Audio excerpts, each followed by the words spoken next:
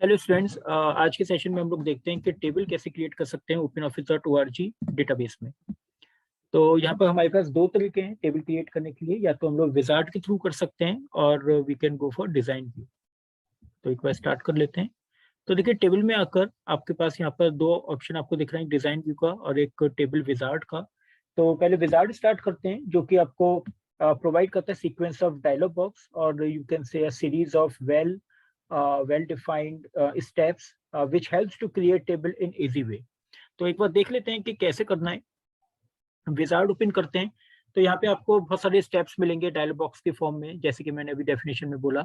इसमें आपको अपने रिक्वायरमेंट के अकॉर्डिंग आपको ऑप्शंस को सिलेक्ट करना है और आपको नेक्स्ट करके आगे आपको मूव करना है। तो स्टार्ट करते हैं। देखिए, फर्स्ट स्टेप में वो आपसे पूछ रहा है कि आपको किस कैटेगरी की टेबल क्रिएट करनी है। आप बिजनेस पॉइंट ऑफ व्यू से अगर आप क्रिएट करना चाहेंगे तो ये सारे आपको ऑप्शंस मिल रहे हैं टेबल क्रिएट करने के लिए। और अगर आप किसी की इन्फॉर्मेशन स्टोर करना चाहते हैं तो ये सारे ऑप्शंस आपको पर्सनल इन्फॉर्मेशन स्टोर करने के लिए आपको मिल रहे हैं। तो बिजनेस पॉइंट ऑफ व्यू से एक बार देखते हैं क्या क्या हमारे पास ऑप्शंस हैं। तो देखिए, यहाँ पे ये कुछ कैटेगरीज हैं जिसमें से ये सारे आपके फील्ड्स हैं रिलेटेड टू एसेट्स टेबल। तो हम लोग अपनी रिक्वायरमेंट के अकॉर्डिंग कोई टेबल देख लेते हैं। जैसे हम लोग यहाँ पर सेलेक्ट कर लेते हैं कस्टमर्स टेबल। अब देखिए, कस्टमर्स टेबल से रिलेटेड जितने भी यहाँ पर फील्ड्स हैं वो आपको यहाँ पर जो भी पॉसिबल फील्ड्स हो सकते हैं वो यहाँ पर आपको डिस्प्ले कर रहे हैं। अगर फिर भी अगर आपको लगता है कि इसमें से कोई फील्ड आपको नहीं चाहिए या अगर आपको उसका नाम चेंज करना है तो later on you can do it. तो अभी अपने रिक्वायरमेंट के अकॉर्डिंग कुछ फील्ड सेलेक्ट कर लेते हैं, जैसे कस्टमर आईडी ले लेते हैं, उसके बाद एक फर्स्ट नेम ले लेते हैं, उसके बाद रिक्वायर्ड आउटपुट्स में एक लास्ट नेम भी ले सकते हैं। ठीक है। Then after this you can select contact number, एक फ़ोन नंबर ले लेते हैं। उसके बाद यहाँ पर एक एड्रेस ले सकते हैं और एक सिटी ले सकते हैं। तो ये काम हम वैसे मल्टीपल ऑप्शंस को सेलेक्ट करने के लिए कंट्रोल की प्रेस करके हम लोग यहाँ पर मल्टीपल ऑप्शंस भी सेलेक्ट एक साथ कर सकते हैं और डबल एरो पर क्लिक करके हम लोग सारी की सारी फील्ड्स एक संग सेलेक्ट भी कर सकते हैं। ठीक है। ये करने के बाद अब हम लोग यहाँ पर नेक्स्ट क्लिक करते हैं। So these are are final fields. मैं बस इतने फील्ड से रखना चाहता हूँ। अगर आप इसका नाम चेंज करना चाहेंगे तो आप नेक्स्ट स्टेप में जाकर आप नाम भी चेंज कर सकते हैं। तो मूव करते हैं। तो अभी फाइनली आपके टेबल में ये सारी फील्ड्स आपके क्रिएट होंगे। तो नेक्स्ट चलते हैं। अब यहाँ पर देखिए, कुछ फील्ड्स की इंफॉर्मेशन है जो आपको सेट करनी है। जैसे सबसे पहले फील्ड का नाम आपको कस्टमर आईडी आपको दिख रहा है। अगर आप चाहो तो यहाँ पे आप कस्टमर आईडी को चेंज कर सकते हो। मैंने यहाँ पर इसको कस्ट आईडी कर दिया है। कस्टमर आईडी का नाम थोड़ा लेंथी था, मैंने उसको कस्ट आईडी कर दिया है। इसका जो डेटा टाइप है वो डिपेंड करता है कि आप किस टाइप की इंफॉर्मेशन इसमें स्टोर करेंगे। अगर वो कैरेक्टर, अगर आप कस्टमर्स की इंफॉर्मेशन C01 C02 करके अगर आप ऐसा कुछ करना चाहते हैं जिसमें कैरेक्टर और नंबर दोनों चीजें इंक्लूडेड होंगी, तो यहाँ पे फिर आपको टेक्स्ट सेलेक्ट करना पड़ेगा इस तरह से, या तो वेर कैर या फिर कैर में। या फिर अगर आपको सिर्फ इंटीजर्स स्टोर करने हैं 101 102 123 इस तरह से अगर कुछ आपको रखना है तो आप फिर इंटीजर डेटा टाइप आप सेलेक्ट कर चल सकते हैं। तो अभी यहाँ पर मैंने टेक्स्ट सेलेक्ट कर लिया है और एंट्री रिक्वायर्ड फील्ड में आप यहाँ पर ये डिसाइड करते हैं कि क्या आप इस पर्टिकुलर कॉलम को आप खाली छोड़ना अलाउ कर सकते हैं। किसी भी आप जब रिकॉर्ड को फिल करेंगे तो क्या इसमें आप एंट्री रिक्वायर्ड आपको मस्ट होगी या आप इसको खाली भी छोड़ सकते हैं। तो डेफिनेटली कस्टमर आईडी जो है वो यूनिक फील्ड होगा जो जिसमें हम लोग प्राइमरी की आगे जाकर अप्लाई करने वाले हैं, और इसमें आपकी एंट्री रिक्वायर्ड होना बिल्कुल डेफिनेटली जरूरी है, क्योंकि इसी के बेस पे हम लोग हर एक रिकॉर्ड को हम लोग यूनिकली आइडेंटिफाई कर पाएंगे। तो इसमें एंट्री रिक्वायर्ड हम लोग यस करेंगे। एंट्री रिक्वायर्ड यस करने के बाद अब आप इस फील्ड को एम्प्टी नहीं छोड़ सकते, स्किप नहीं कर सकते, इसमें आपको एंट्री करना कंपलसरी हो जाएगा। अब कस्टमर आईडी में आप कितनी लेंथ रखना चाहते हैं, आपको क्या लगता है कि कितनी लेंथ हो सकती है। तो 10 कैरेक्टर्स की लेंथ जो है वो सफिशियंट है। आगे चलते हैं। इसके बाद हम लोग फर्स्ट नेम पे आते हैं। फर्स्ट नेम को मैंने चेंज कर दिया। नेक्स्ट के लिए मैंने एफ नेम कर दिया, इसमें भी टेक्स्ट रखेंगे। एंट्री रिक्वायर्ड भी डेफिनेटली यहाँ पर भी यस रखना पड़ेगा, क्योंकि एटलीस्ट नाम तो आपके पास होना ही चाहिए। और नेम की जो लेंथ है वो मैं 15 कैरेक्टर्स रख देता हूँ, दैट इज सफिशिएंट। और इसके बाद चलते हैं लास्ट नेम पे। लास्ट नेम कभी कभी ऐसा होता है कि किसी का लास्ट नेम नहीं होता है, तो इस केस में एंट्री रिक्वायर्ड आपको यहाँ पर नो रखनी पड़ेगी, क्योंकि अगर किसी की एंट्री होगी तो वो हो जाएगी, और अगर नहीं होगी तो आप इसको ऑप्शनली छोड़ने के लिए अलाउ आपको करना पड़ेगा। कभी कभी लास्ट नेम नहीं होता है, सिर्फ सिंगल नेम ही होता है। तो इसको भी टेक्स्ट सेलेक्ट करते हैं, और लेंथ जो होता है वो इसे भी हम लोग 15 कैरेक्टर मैक्सिमम रख लेते हैं। फिर उसके बाद कॉन्टैक्ट नंबर रखते हैं। कॉन्टैक्ट नंबर में एंट्री रिक्वायर्ड नो कर सकते हैं। कॉन्टैक्ट नंबर के लिए हम लोग यहाँ पर इसको थोड़ा शॉर्ट कर सकते हैं, सिर्फ फोन रख देते हैं फोन के नाम से, और इंटीजर डेटा टाइप ले लेते हैं, जो कि मैक्सिमम 11 कैरेक्टर्स तक का जो स्पेस होता है वो आपको, जो डिजिट्स होती हैं वो आपको प्रोवाइड करता है। मैक्सिमम 11 कैरेक्टर्स आप यहाँ पर सॉरी 11 जो डिजिट्स होती हैं वो आप यहाँ पर फिल कर सकते हैं। तो आई थिंक सफिशिएंट है। आगे बढ़ते हैं। ऑटो वैल्यू में यहाँ पर एक बार देख लेते हैं। ऑटो वैल्यू में क्या होता है कि आपसे वो एंट्री लेना बंद कर देता है, और वो आपको ऑटोमेटिकली जो है वो एंट्री आपको देना शुरू कर देता है। तो आपको ऑटो वैल्यू रखना है या नहीं रखना है, तो वो आप यहाँ पर नो कर सकते हैं। तो हमें यहाँ पे ऑटो वैल्यू नहीं रखना है, क्योंकि हमें सीरीज में सीक्वेंस में वैल्यूज को एंटर नहीं करना है। एंट्री रिक्वायर्ड यहाँ पर नो कर चलते हैं। और अगर आप फोन नंबर, अगर आप मोबाइल नंबर अगर आप एंटर करोगे, तो एटलीस्ट यहाँ पर आप 12 डिजिट्स तक का आप यहाँ पर डेटा रख सकते हैं। वैसे 10 भी रखकर चल सकते हैं, कोई प्रॉब्लम नहीं है। आगे बढ़ते हैं।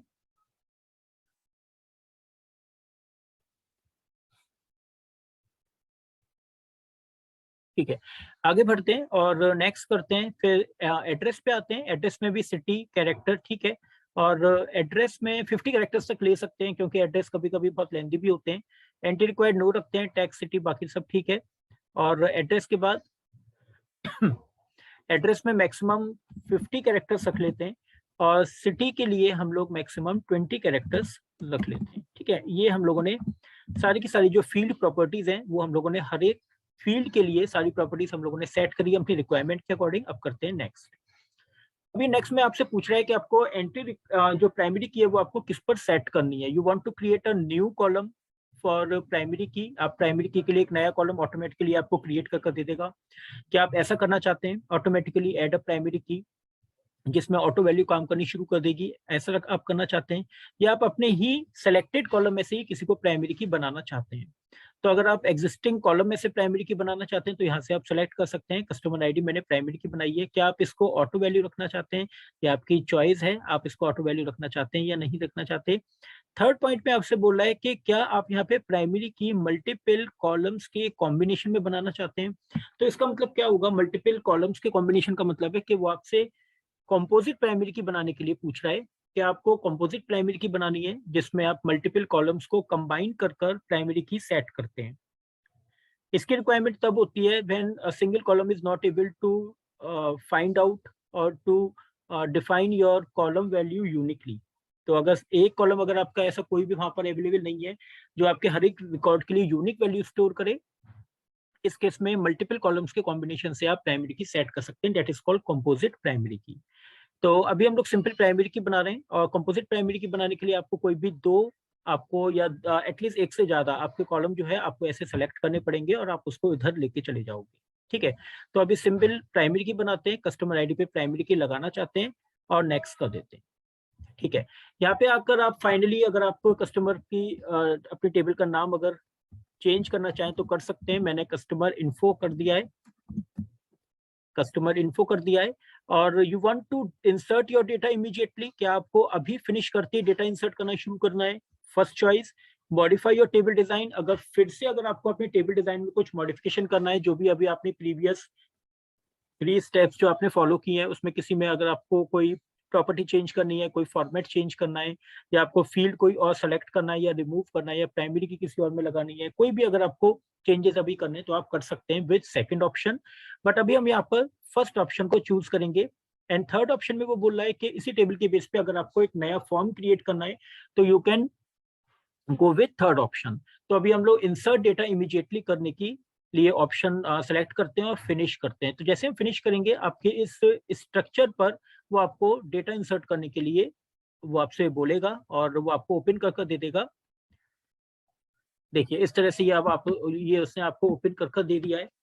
तो this is called data sheet view, और डेटा शीट व्यू में अब आप यहाँ पर डेटा को एंटर करना शुरू कर सकते हैं। तो सबसे पहले कस्टमर आईडी है, जिसको हम लोगों ने सेलेक्ट किया था इंटीजर टाइप में, सॉरी टेक्स्ट टाइप में। तो मैंने C01 मैंने कस्टमर आईडी ले ली है। फर्स्ट नेम मैंने ले लिया है दीपक, और कुमार ले लेते हैं।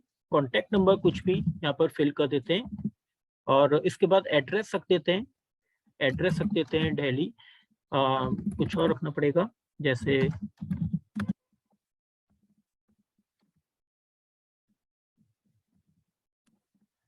सेंटर पॉइंट और दिल्ली। उसके बाद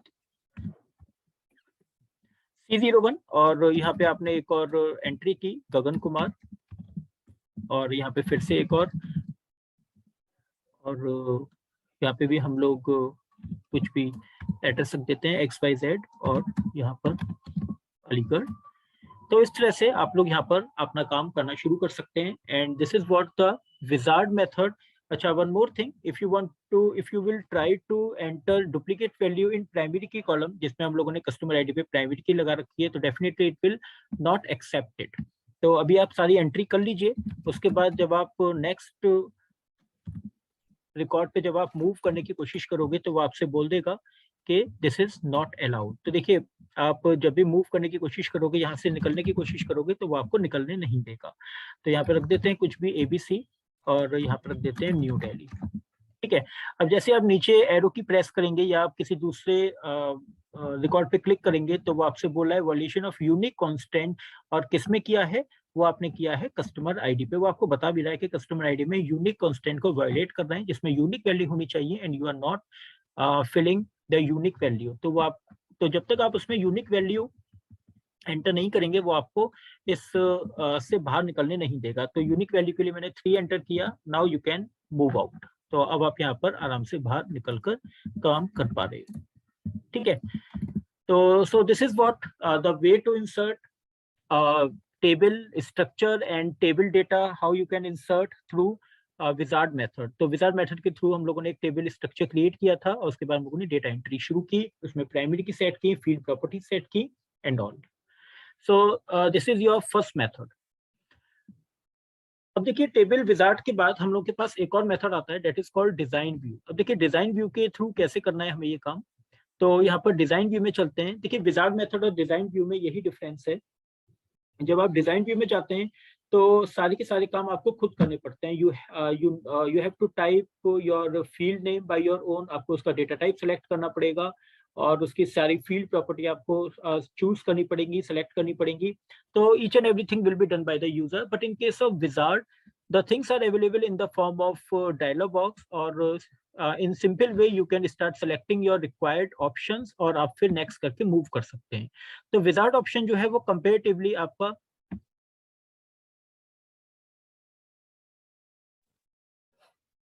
ज्यादा इजी है, स्ट्रेट फॉरवर्ड मेथड है।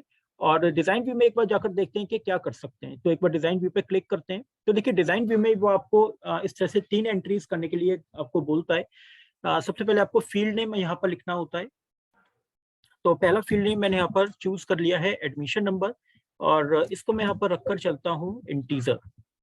तो एडमिशन नंबर के लिए मैंने यहाँ पर इसको सेलेक्ट कर लिया है इंटीजर डेटा टाइप। ठीक है। बाद में हम लोग इसमें प्राइमरी की भी अप्लाई करेंगे, बट अभी यहाँ पर सिर्फ इतना ही देखते हैं। इंटीजर मैंने सेलेक्ट कर लिया। उसके बाद यहाँ पर आते हैं, और यहाँ पे मैंने एक नेम ले लिया जो कि टेक्स्ट होगा। ठीक है। उसके बाद यहाँ पे हम लोग एक मार्क्स एंटर कर सकते हैं, जैसे हम लोग फिर से इंटीजर लेकर चल सकते हैं, या आप डेसिमल भी लेकर चल सकते हैं। It's your choice.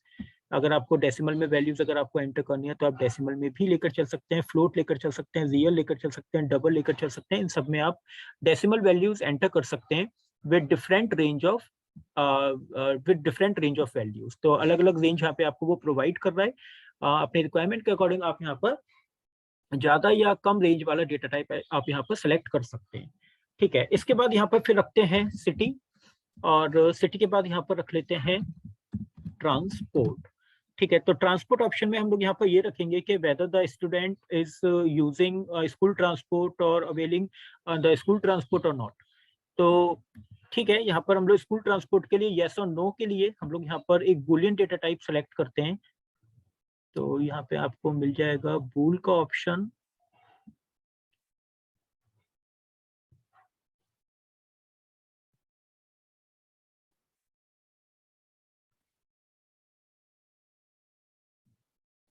ठीक है, बाइनरी में आपको ये ऑप्शन मिल जाएगा, वेर बाइनरी और बाइनरी में।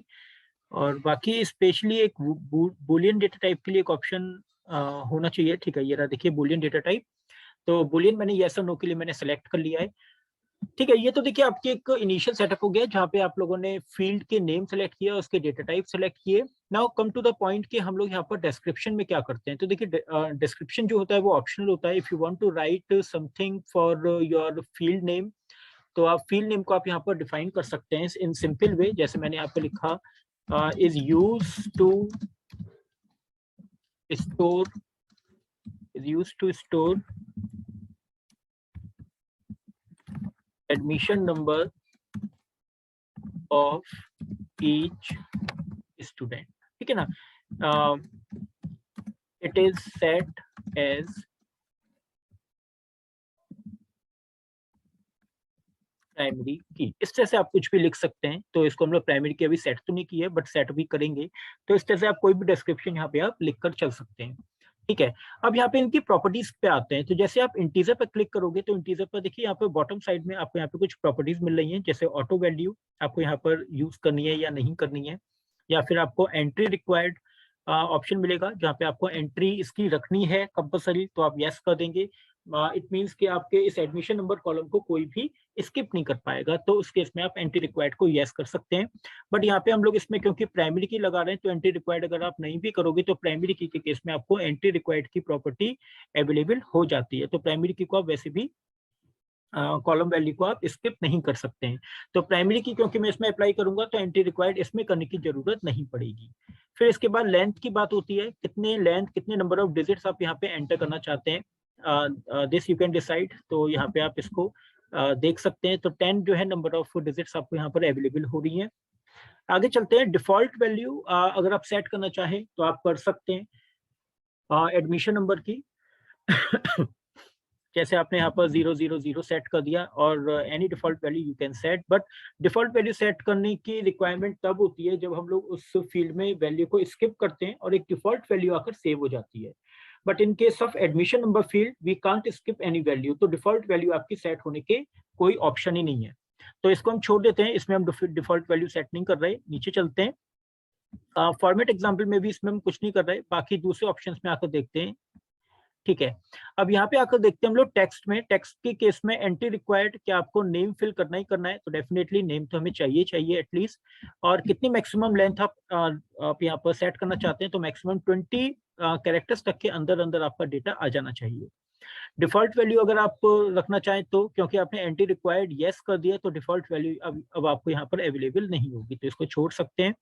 फॉर्मेट एग्जाम्पल में आकर देखते हैं कि टेक्स्ट में आप किस तरह के फॉर्मेट आप सेट कर सकते हो। बट यहाँ पे आपको कुछ खास ऑप्शन नहीं मिलेंगे इन case of text, because you can enter text in any ways. तो कोई एक पर्टिकुलर फॉर्मेट नहीं होता है टेक्स्ट के लिए, तो यहाँ पे हम लोग ये काम नहीं करेंगे।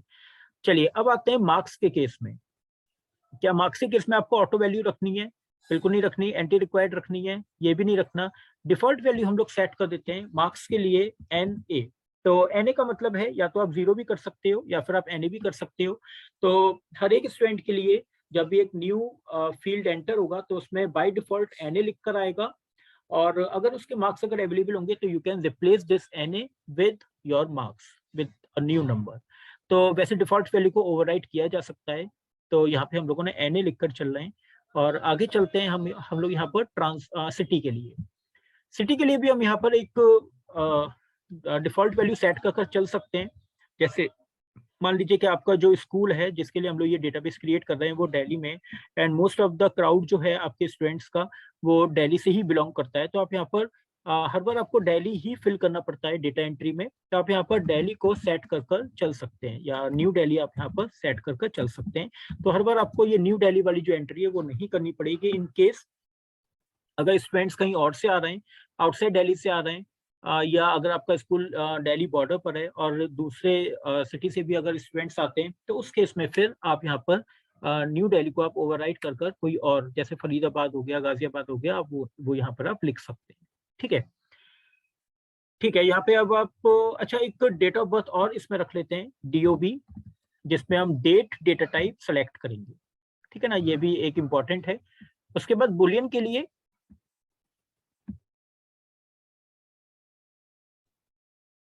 बुलियन के आप यहाँ पर सेलेक्ट कर सकते हैं, एंट्री रिक्वायर्ड यस होगी या नो होगी, तो डेफिनेटली एंट्री तो आपको करनी पड़ेगी। और बाय डिफॉल्ट जो है इसमें 1 सेट है, आप इसमें 1 जो है वो बाय डिफॉल्ट आपका रहेगा, यानी कि एंट्री इसमें ट्रू होकर आएगी, बाय डिफॉल्ट सेलेक्ट होकर आएगा। डिफॉल्ट वैल्यू अगर आप यहाँ पर रखना चाहें, अच्छा इसकी लेंथ तो 1 है, डिफॉल्ट तो सॉरी इसकी लेंथ 1 है। लेंथ 1 का मतलब है ये एक ही बिट कंज्यूम करेगा मेमोरी में, क्योंकि बुलियन जो होता है वो 0 और 1 ही सिर्फ कंज्यूम करता है। तो लेंथ जो होगी वो चाहे आप यस आप फिल करो या आप नो फिल करो, you can't change its length. ना तो आप 2 रख सकते हो इसकी लेंथ, ना आप 3 रख सकते हो, क्योंकि यहाँ पर जो येस और नो जो आपके डेटा टाइप होते हैं वो एक बिट ही कंज्यूम करते हैं येस और नो के लिए, ट्रू और फॉल्स के लिए। ठीक है, इसके बाद डिफॉल्ट वैल्यू आप क्या रखना चाहते हो, तो बाय डिफॉल्ट अगर आपके स्कूल में ज्यादा से ज्यादा बच्चों के ट्रांसपोर्ट अवेलेबल अगर करते हैं बच्चों के लिए ज्यादा से ज्यादा ट्रांसपोर्ट अगर अवेलेबल है और मोस्ट ऑफ द स्टूडेंट्स अगर ट्रांसपोर्ट लेते हैं, तो आप इसे बाय डिफॉल्ट यस कर चल सकते हो। ऐसे कुछ ही स्टूडेंट्स हैं जो ट्रांसपोर्ट नहीं यूज करते हैं स्कूल का, तो उसके लिए आप फिर अलग से उनको नो सेट कर सकते हो, बट बाय डिफॉल्ट जो एंट्री होगी उसमें यस सेट होकर आएगा। ठीक है, इस तरह से हम लोग को प्लानिंग करनी होती है अपने डेटाबेस टेबल की डिजाइनिंग के लिए। ठीक है, उसके बाद डेट फॉर्मेट में आते हैं। एंट्री रिक्वायर्ड, अगर आपको डीओबी, तो डेफिनेटली डीओबी तो रिक्वायर्ड होती है, तो यस कर देते हैं डीओबी के लिए। और डिफॉल्ट वैल्यू यहाँ पर हम लोग डीओबी की कुछ नहीं सेट कर रहे हैं, हाँ एक फॉर्मेट एग्जांपल जरूर सेट कर देते हैं, क्योंकि डेट्स के आपके पास बहुत सारे ऑप्शंस होते हैं। तो ये सारे ऑप्शंस हैं डेट के लिए, आप यहाँ पर कोई भी पर्टिकुलर ऑप्शन आप यहाँ पर सेलेक्ट कर सकते हैं। मैं यहाँ पर लॉन्ग डेट फॉर्मेट चूज कर लेता हूँ और इसे कर देता हूँ ओके। ठीक है, तो ये जो फॉर्मेट है वो यहाँ पर सिलेक्टेड है, और इसके बाद आप यहाँ पर इसको सेव कर लेते हैं। मैंने यहाँ पर एक टेबल का नाम दे दिया स्टूडेंट टेबल के नाम से, और मैंने इसको ओके कर दिया।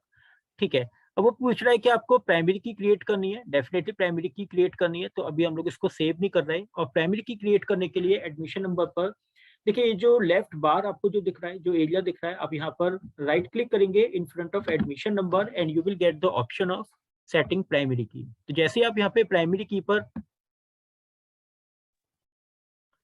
क्लिक करेंगे तो वहां पे आपको वो प्राइमरी की सेट कर दे देगा। तो देखिए यहाँ पे प्राइमरी की का सिंबल आ गया, it means you have set your primary की ऑन एडमिशन नंबर फील्ड। ठीक है, अब हम इसे सेव करते हैं, और मैंने यहाँ पर दे दिया स्टूडेंट इन्फो के नाम से, हम लोग यहाँ पर इसको सेव कर देते हैं स्टूडेंट इन्फो, और इसको ओके कर देते हैं। So now you have created your table structure, इसे क्लोज कर देते हैं। और अब आप यहाँ पर आकर देख सकते हो कि स्टूडेंट इन्फो के नाम से आपको यहाँ पर टेबल अवेलेबल हो गई है। Now you can start entering your data according to your requirement.